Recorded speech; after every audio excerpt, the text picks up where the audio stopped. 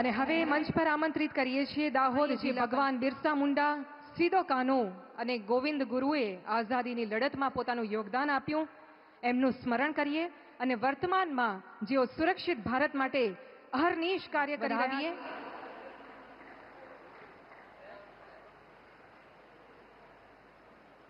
ખૂબ ખૂબ આભાર. અને હવે મંચ પર આમંત્રિત કરીએ છીએ નારી શક્તિની પ્રતીક એવી આપણી બહેન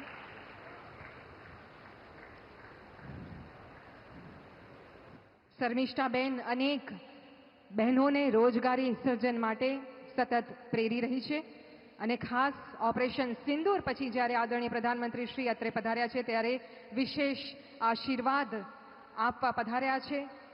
બ્રહ્માકુમારી સુરેખા દીદી આપણા સૌની